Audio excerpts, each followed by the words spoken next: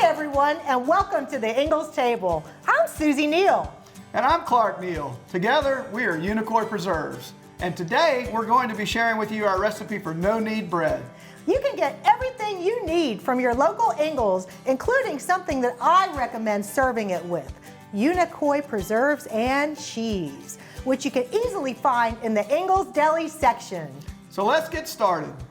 All right, so we've got some all-purpose Laura Lynn flour here in our batter bowl. Clark, I'm going to show you how easy it is to make bread. All right. And this is a yeast bread. Super. So since I'm the pot stirrer, you got me doing what I do best, stirring the pot over here today. That's right. So I've got all of our ingredients already measured out. I like to call this mise en place. Everything is ready to go. Clark, have you ever gone to bake something and you didn't have everything you needed? Yeah, and then you open the pantry and realize you're actually out of an ingredient. And it's time to go back to Ingles, which is fine. But let's get started by putting in some salt. And this is sugar. And this is instant yeast. Y'all, when you go to Ingles in the baking section, they have two different kinds of yeast. They have instant, which is what you want for this recipe. The molecules, the cells of this yeast are smaller, so it's gonna activate faster because you're gonna want this bread with your cheese board tonight. Yeah, you notice I'm using a whisk. I like to use a whisk to incorporate dry ingredients. It has a better chance of keeping all the flour in the bowl before you start adding your wet ingredients. That's less of a mess for you to clean up later. So I got all that incorporated. I'm gonna take the whisk out. I'm gonna switch to a spatula for the rest of this. We're gonna create a little well for Susie to pour the wet ingredients in. All right, speaking of whisking, I've got one of those large Laura Lynn eggs that I've whisked together to make it easier for Clark to stir in. So I've got that. I've got some unsalted Laura Lynn butter right on in. And last but not yeast, how about some water?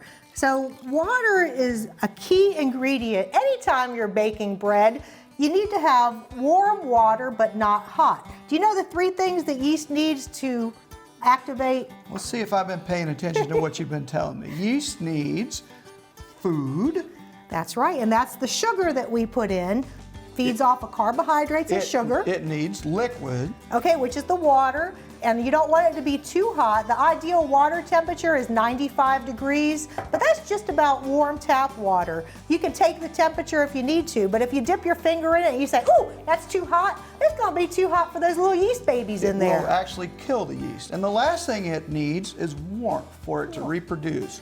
So I'm gonna have to be quiet here because I have to count. We're supposed to mix this together for about 150 strokes. We're not actually gonna knead this bread, but this helps us develop the gluten. So I'm gonna be quiet and stir and let Susie tell you a little bit more about the art of bread baking. So I went ahead and sprayed this pan with some Laura Lynn canola oil spray. I like to call that the insurance for when you're in the kitchen. A little couple of spritzes of that, and when your beautiful bread is baked, it'll pop right out of the pan. So this is bread, after Clark gets it all incorporated, we're going to pour it into the pan, cover it with a little plastic wrap that we've sprayed with that insurance, with that Laura Lynn non-stick canola spray. And that way we're gonna cover it and put it in a warm environment. All right, I think I've got this incorporated, so we're gonna turn this out. It is a sticky dough. Don't be afraid of that, but what you wanna make sure is that you've scraped the sides when you're stirring to get all that flour that might stick to the sides and the bottom incorporated in, and let it get rehydrated, because that's what's gonna help the dough to rise. That yeast needs that rehydrated flour to feed on and create the CO2, which creates that bubbles. That's actually a byproduct of the yeast when they are multiplying inside your dough. That CO2 is what gives it the rise.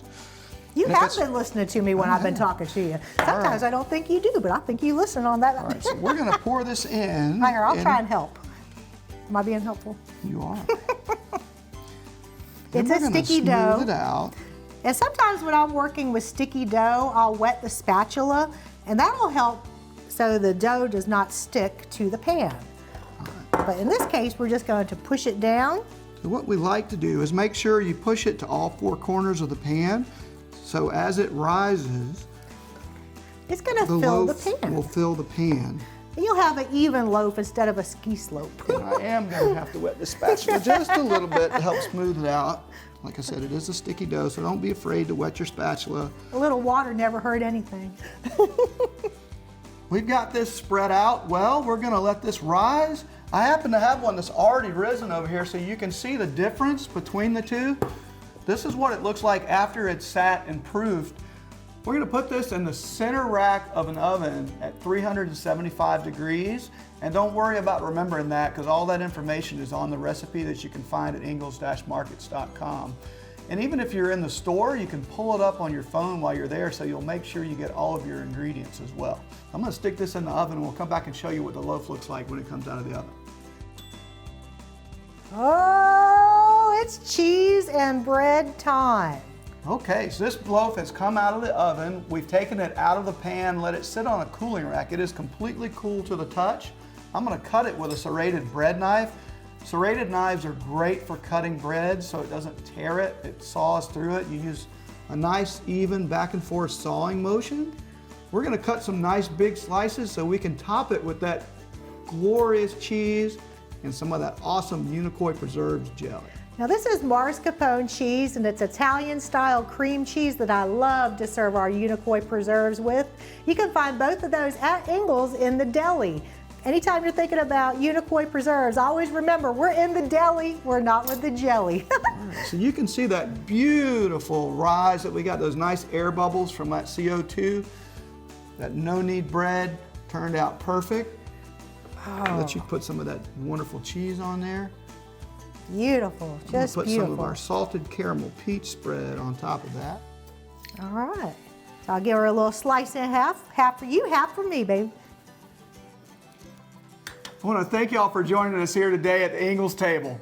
Be sure and check out the website for more tips, tricks, and recipes. We'll see you next time.